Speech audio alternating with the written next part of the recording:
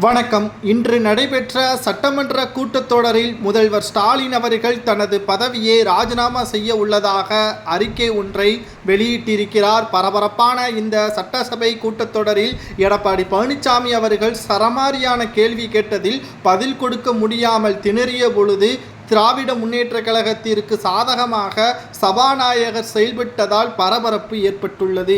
அதாவது சட்டப்பேரவையில் 2 நாள் கூட்டத்தொடர் நடைபெற்று வரக்கூடிய நிலையில் இன்றைய முதல் நாள் கூட்டத்தொடரில் அமைச்சர் துரைமுருகன் மதுரை அமைய உள்ள டங்ஸ்டன் சுரங்கத்திற்கு எதிராக தனி தீர்மானம் கொண்டு வந்து பேசினார். இந்த தீர்மானத்தின் மீது பேசிய முன்னாள் முதலமைச்சரும் அதிமுகவின் பொதுச் செயலாளருமான எதிர்க்கட்சி தலைவர் எடப்பாடி பழனிசாமி அவர்கள் பேசிய பொழுது மதுரை மாவட்டம் மேலூர் அருகே அரிட்டப்பாட்டி அருகே டங்ஸ்டன் சுரங்கம் அமைத்தால் வாழ்வாதாரம் பாதிக்கப்படும் என்பதை உணர்ந்து நூற்றுக்கணக்கான கிராம மக்கள் போராட்டத்தில் ஈடுபட்ட நிலையில்தான் தமிழக அரசு மத்திய அரசிற்கு கடிதம் எழுத நேர்ந்தது என்றும் அவர்கள் பணம் சம்பாதிக்க வேண்டும் என்பதற்காக மக்களின் உயிரை கூட பயணம் வைக்க துணிந்துவிட்டார்கள் திமுக அரசு என்று நேரடியாகவே ஸ்டாலினை தாக்கி பேசினார் எடப்பாடி பழனிசாமி அவர்கள். இதனால் ஒட்டுமொத்த திமுகவின் அமைச்சகமும் அதிர்ச்சியடைந்தன. ஸ்டாலினால் பேச முடியாமல் திணறிய வீடியோவும் இணையதளங்களில் வைரலாகத்தான் பரவி வருகிறது.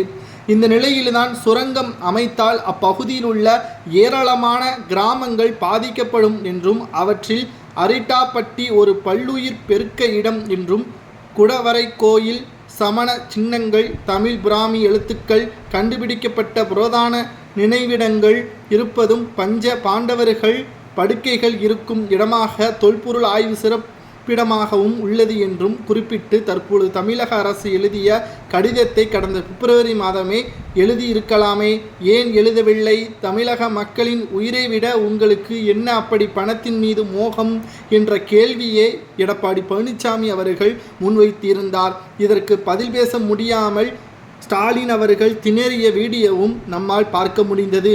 முதல் நாள் சட்டமன்ற கூட்டத்தொடரிலேயே எடப்பாடி ஸ்டாலினை விளாசிய வீடியோ சமூக வலைதளங்களில் வைரலாக பரவி வருவதால் திமுகவின் உண்மையான முகமும் பணத்தின் மீது இருக்கக்கூடிய நாட்டத்தின் காரணமாக மக்களை பணயம் வைக்க துணிந்துவிட்டார் ஸ்டாலின் என்றும் எடப்பாடி பேசியுள்ளார். இதை அவை குறிப்பிலிருந்து நீக்க வேண்டும் என்று சபாநாயகர் அப்பா அவர்கள் தெரிவித்திருக்கிறார். இதனால் திமுகவிற்கு சாதகமாக செயல்படக்கூடாது என்று எடப்பாடி பேசியிருப்பதன் காரணமாக அந்த சுரங்கம் நடைபெறாமல் இருந்தால் நிச்சயம் எனது பதவியை ராஜினாமா செய்வேன் என்றும் கூறியுள்ளார் ஸ்டாலின்.